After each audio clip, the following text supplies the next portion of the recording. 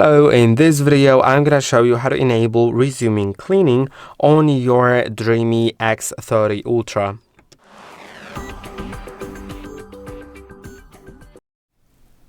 If your robot goes below a required level of charge during cleaning, let's say goes under 15%, then it may go back to its station to recharge. Once it recharges to a required level, it will resume cleaning.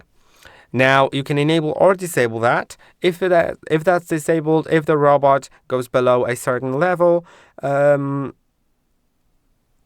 it discharges, then it'll stay where it was, or just go to the charging station on the last percents, and it will not resume later.